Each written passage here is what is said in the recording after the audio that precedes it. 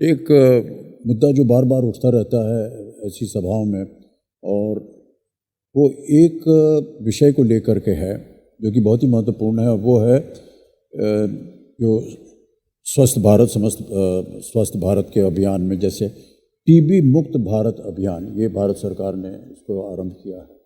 और हालांकि देखा गया है कि बहुत से इसके जो नंबर्स हैं वो कम भी हुए हैं, लेकिन अभी भी हमें वो स्थान नहीं मिला कि हम कह सकें कि हाँ आज भारत जो है वो टीबी मुक्त हो गया। ऐसा शायद कोई अभियान है कि शायद 2005 तक ये हो जाए संपूर्ण। इस ओर कितना 1/4 कहते हैं दुनिया भर में, 1/4 जो टीबी विक्टिम्स हैं वो भारत से हैं, भारत में है। और ये क्यों होता है, हाँ पता नहीं क्या है। बहुत से लोग कहते हैं कि इस वजह से हुआ है, इस वजह से हुआ है। कई बार ये धारणा थी टीबी को लेकर कि वो गरीबों में होता है क्योंकि वो ऐसे स्थान पे रहते हैं जहाँ रहे। लेकिन अब कहने में सर मुझे थोड़ी आपत्ति हो रही, क्योंकि हर सभा में हम अपना ही उदाहरण देते रहते हैं। हमको भी टीबी हो गया था बैठे बैठे, और हुआ ये कि लोग डर जाते हैं सर, अरे टीबी हो गया अब तो ख़त्म हो गया, कहीं जाना पड़ेगा। लेकिन हमने इलाज शुरू किया, पता लगाया और इलाज हो गया, और आज हम आपके सामने हैं, हम टीबी मुक्त हैं। तो इसी तरह हम चाह रहे हैं कि आप हमारे दर्शकों को बताएं कि भारत टीबी मुक्त कब होगा। पोलियो मुक्त तो हो गया है, अब टीबी मुक्त भी हो जाए तो। पोलियो मुक्त आपका भारी योगदान रहा है सर, हमारा योगदान नहीं, जो आपने जो भी हो किसी तरह इसी तरह की सभाओं से उसका परिणाम होता है जी। सवाल है अमिताभ जी, देश के सामर्थ्य को समझना।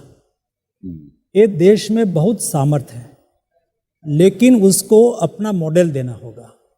फॉर एग्जाम्पल, स्वास्थ्य सेक्टर एक ऐसा है, हमारे लिए स्वास्थ्य कॉमर्स नहीं है, इंडिया के लिए स्वास्थ्य ये सेवा है।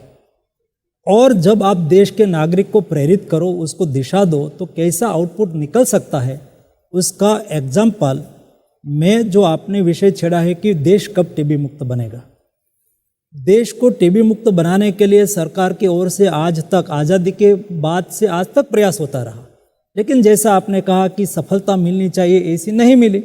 दूसरा, उसके लिए पर्याप्त मात्रा में मेडिसिन भी है, वो ट्रीटेबल है, ट्रीटमेंट हो सकते हैं, इलाज हो सकता है, स्वस्थ हो सकते हैं, लेकिन भी टीबी का केस बढ़ रहा है।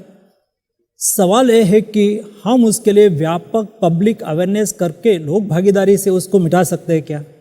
जब मैं हेल्थ मिनिस्टर बना तो मेरे संज्ञान में ये विषय था, मोदी जी ने कहा था कि ग्लोबल गोल है कि देश को 2030 में विश्व को टीबी मुक्त होना है।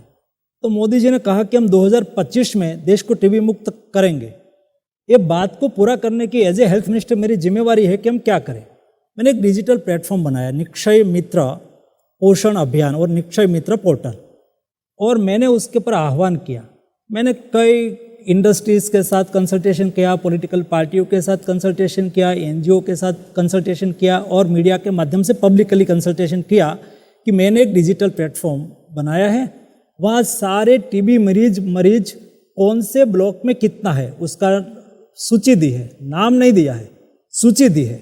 और सभी टीबी मरीज के पास मैंने सरकारी लोगों को भेजा, मेरा हेल्थ कर्मियों को भेजा कि आप जाओ और उसको कहो कि आपको कोई गोद ले तो आपको दिक्कत नहीं है ना। तो ऐसे कुल मिला के उस वक्त 14 लाख टीबी मरीज थे, उसमें से 10 लाख टीबी मरीज ने कहा कि हमें कोई गोद ले ले तो हमें कोई दिक्कत नहीं। और मैंने प्लेटफॉर्म पर रखा कि जो गोद लेंगे उसको क्या करना है, उसको हौसला बढ़ाना है, उसको मिलना है, तो उसको प्रोत्साहित करना है कि आपको रेगुलर मेडिसिन लेना है, सप्ताह में एक बार कॉल करके पूछना है। और न्यूट्रिएंट के अभाव से टीबी ज़्यादा हो जाने की भी संभावना होती है, तो उसको न्यूट्रिएंट फूड मिले उसके लिए किट बना के महीने में एक बार देनी है, न्यूट्रिएंट फूड किट। मेरा एक आह्वान पर मुझे खुशी हो रही है, देखो ये देश की क्षमता और सामर्थ्यता। 90,000 लोग, वो एनजीओ के रूप में, इंडस्ट्रीज ग्रुप में रूप में, इंडिविजुअल के रूप में, पॉलिटिकल पार्टी के रूप में, मैंने कहा छोड़ दो ये अभियान देश का है भाई। ऐसे 90,000 लोगों ने टीबी, 10 लाख टीबी पेशेंट को 30 दिन में गोद ले लिया। ऐसे सभी हेल्थ सेक्टर में, not only for health sector but देश के लोक भागीदारी और सहकारिता, एक दूसरे को मदद करना, सहयोग करना, अपने से नीचे वाले लोगों के साथ खभे खभा मिला के खड़ा रहना, ये हमारा संस्कार है और उसको हम साथ में लेके आगे बढ़े। मैं मानता हूँ कि देश 2025 के अंत तक टीबी मुक्त हो जाए। वाह, बहुत बहुत धन्यवाद। बहुत बहुत महत्वपूर्ण। बहुत सही बात कही आप जी।